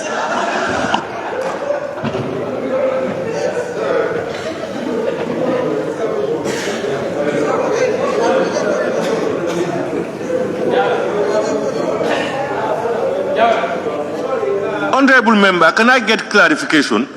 The name of the president, name of the president's name was used. No, are you talking about Honorable President Adama Barrow? The member is saying he's going to challenge the President of the Republic of the Gambia. He mentioned the name. Yeah. And which is Honorable. You can talk about, you can say the President of the Republic, but you cannot say President Adama Barrow. Honorable Speaker, it was not stated that. Okay. Mr. Speaker, who is the president? Oh, what I'm trying to know, has he mentioned the name of the president? Is the position he talked about? Talking about the president of the republic and talking about President Adama Barrow are two different things. You also said which president of the republic. I think we have only one president of the republic. Your question of which president of the republic, I don't understand that. Yeah, you see, why I ask that question is, you must agree that people make things different. When we talked about a section here, we all, the same English language, we all interpreted it differently. So equally, if you speak about the president, Somebody may think that it may be a former president. Somebody may think that it's the current president. So that's why I want clarity. I don't want to assume. So avoid assumptions always. Try to get things clear. So, Honorable... Thank you so very much, Honorable Speaker. I am happy with the ruling all the time.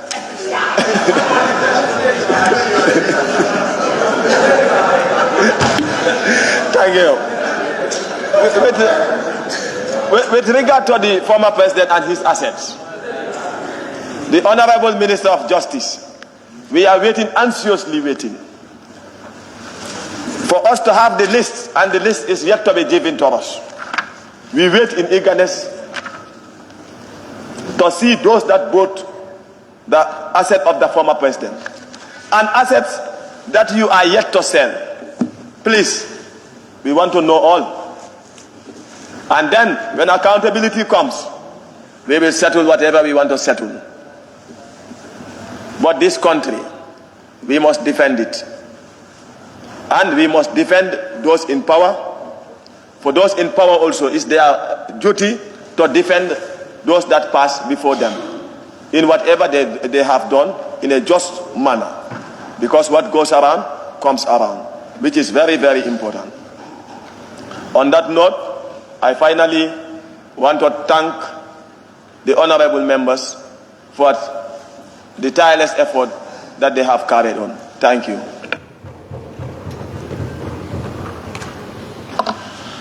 Thank you very much, Honorable Member for Foni Bintang. I now call up on the Honorable Member for Lower Badibu. Thank you very much, Honorable Speaker. I will also join my colleagues in thanking my fellow honorable members for the time that they have taken since the beginning of this month up to date. I would also love to thank honorable ministers here present, most especially the Justice Minister, because he has been with us for the past few days. Honorable Speaker, past speakers spoke about the high cost of living in the Gambia. But before that, of course, I would love to venture into this. The essence of deliberating on issues affecting our people is for it to be heard by ministers, look at them, and of course, take a position on them. But many a time, since I came to this August Assembly, I have spoke on so many issues that are yet to be looked at, not to talk of taking care of them. Honorable Speaker, like I said before, so many honorable members spoke about the issue of high cost of living in the Gambia.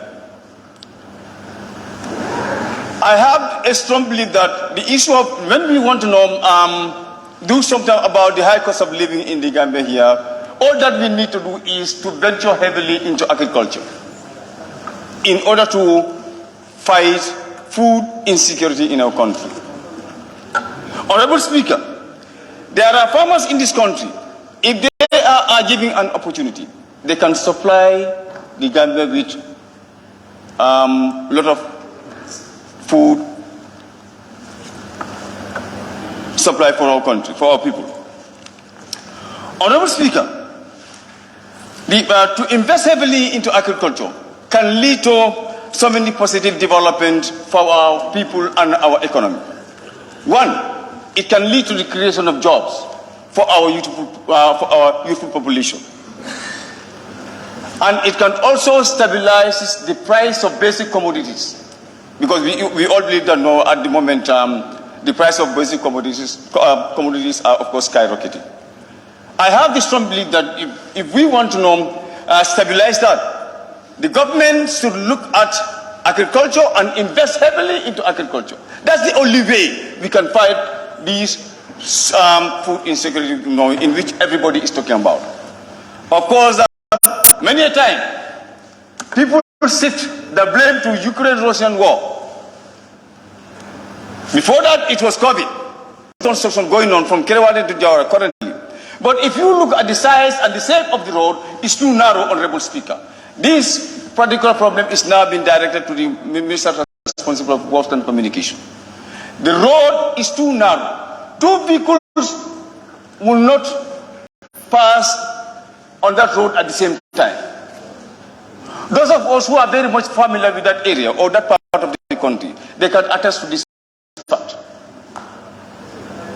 Honorable Speaker, a lot of the people of Uluwabodi North, they are virtually abandoned by the two previous regimes and this regime as well. This is the fact. Nothing is being done for those people. And like I said before in this August Assembly, these are the people who will, of course, dine and wine with the politicians. Yet, the politicians will tend to give their backs to these people. It's unfair. It is very unfair, Honorable Speaker. Honorable Speaker, if you look at no road network in that part of Lower Badibu North, is impossible. And no, they got the promise from the government that no, they're going to do something about it. I know Gambia is a poor country. We cannot do everything at the same time. But we must give it a trial.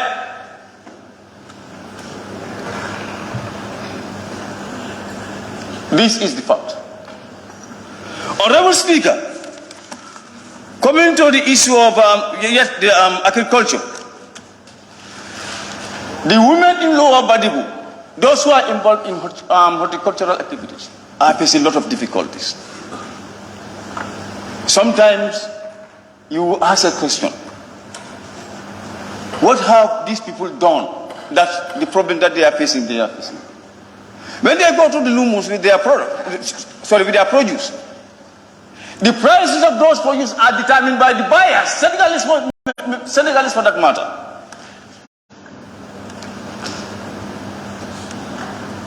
A full pound of tomato, $200, is an insult to those women over there. Sometimes very good. It's unfair. Now, my proposal is, or the belief that I have is, if the government can do something about it by building storage facilities for these people in various rooms across the country, that might, of course, reduce the already existing situation these people are facing. But their problem is really pathetic, Honorable Speaker. These people are at the mercy of the Senegalese buyers because they determine the price of the produce of the garden products of these women. It's unfair, Honorable Speaker. Honorable Speaker, I spoke about the high cost of living in the Gambia here. Honorable Speaker, Gambians by our nature, we are peace-loving people. But if people stay without food, that could lead to something else. It could lead to the current Kenyan type of situation. Currently, as I'm speaking to you people in this August Assembly, Kenyans are marching out into the streets because of high cost of living. May God forbid, I don't want that to happen in the Gambia here. This is why I am urging the government to please come to the rescue of our poor people. The bulk of the Gambian population are poor.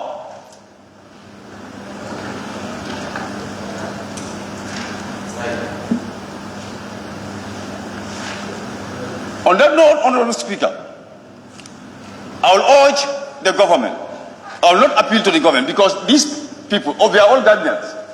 We are all paying tax. I will not appeal to government or neither any minister. I am urging them to come to the rescue of our people. Thank you very much.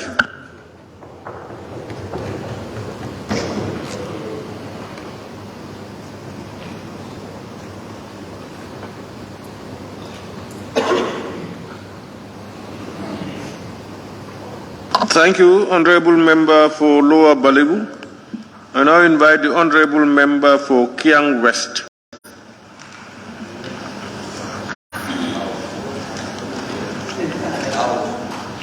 Kiang West, out.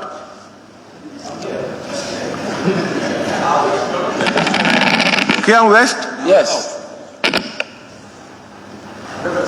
Are you around? Yes, I'm here. Okay. Honorable Speaker, thank you very much for giving me an opportunity.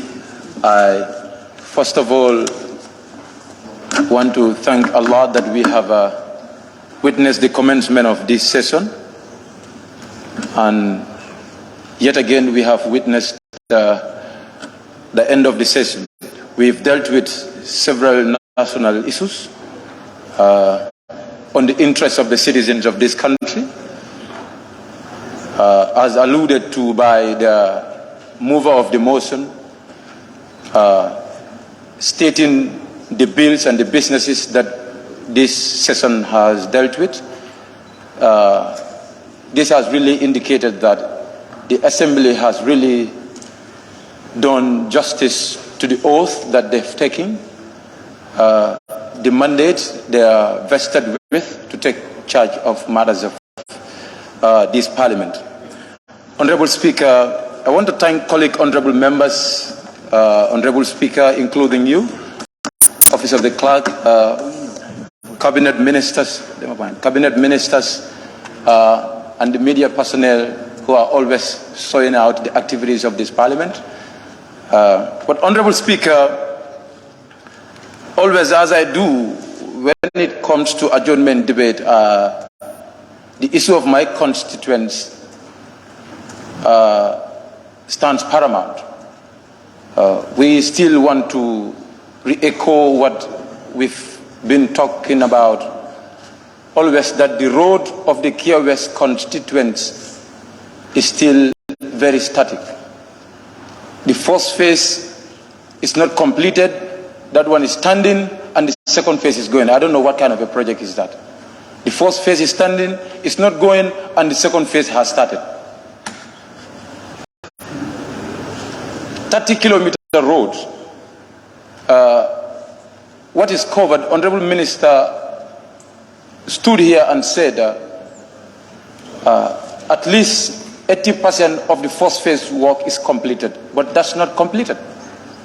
So we are still appealing to Honourable Minister to talk to the contractors to fasten the work of the Kia West constituency, because we are coming to rainy season, and during rainy season it will be very, very difficult for us to use this road.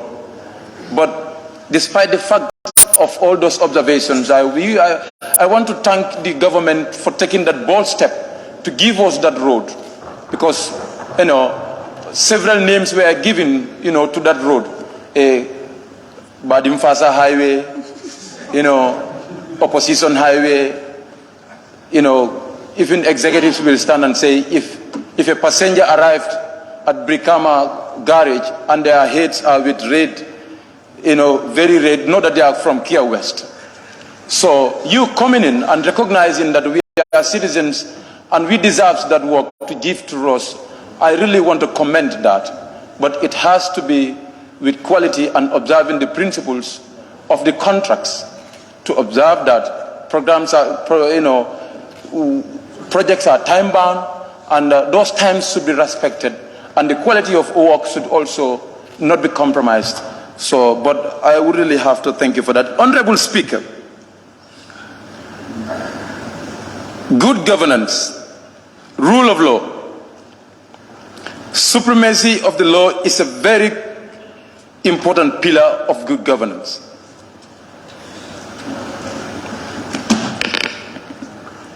Audit reports are important instruments to ensure good governance in any democratic government. Audit reports are important documents. I want to refer this August Assembly, Honorable Speaker. On your permission, the Constitution of the Republic of the Gambia 1997 Constitution says, Section 158, which recognizes the Auditor General's appointment. It says, there shall be an Auditor General whose office shall be an office of public service. The Constitution is telling us there shall be an Auditor General whose office shall be whose office shall be an office in the public service.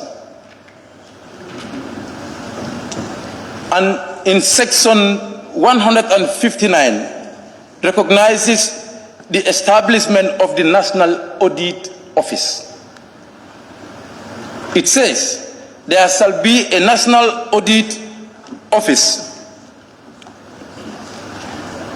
in the public service of which the Auditor General shall be the head.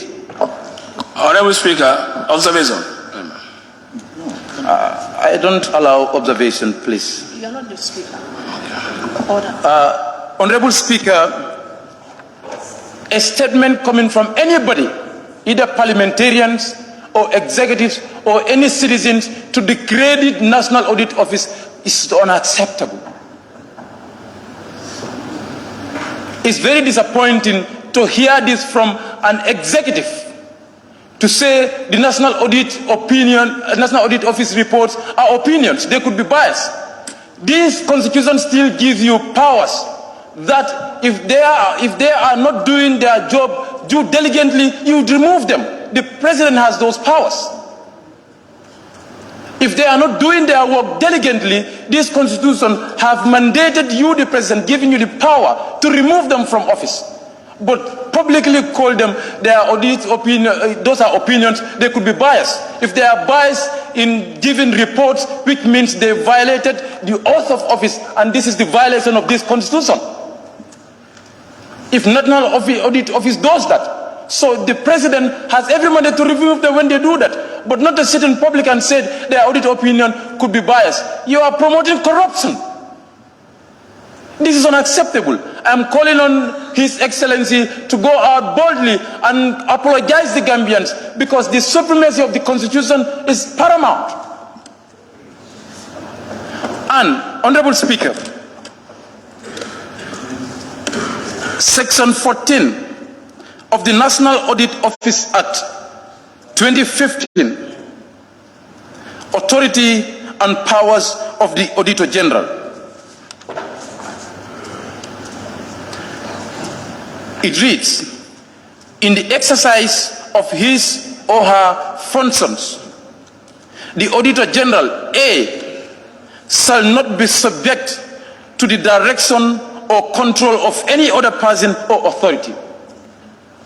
So this institution, no matter what kind of statements, will not be controlled by anybody, because their act has clearly stated that this institution shall not be subject to the control or direction of anybody. They are given the autonomy, they are independent, so therefore their exercise and their operation must be independent, impartial, so that they can serve effectively and efficiently. Honorable Speaker, the G of this same section of the Act says, the Auditor General may disallow any item or expenditure which is in contrary to law and so charge. Any expenditure or item which is in contrary to the law, Auditor General has the power from the Act which was enacted in this Parliament to disallow that. We give them that power.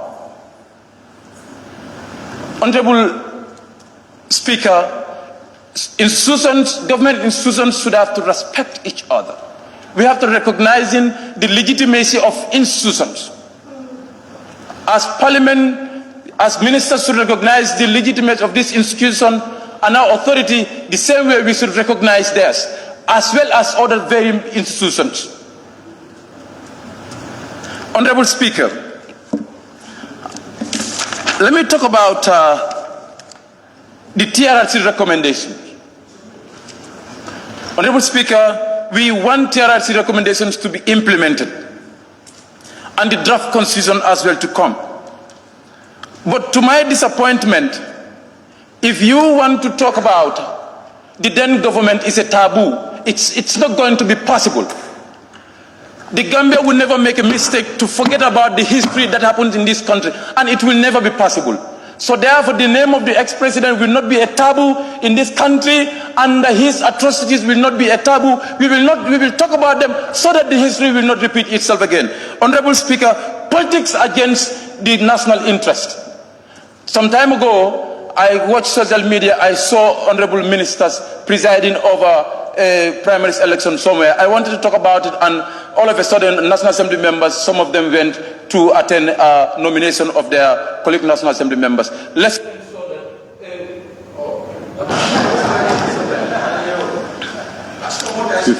14-15.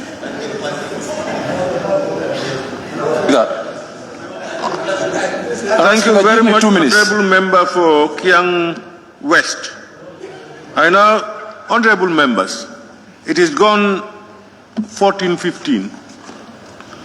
As usual, we will just take suspend the session for 15 minutes to allow everybody to pray, relax, ease, and then come back.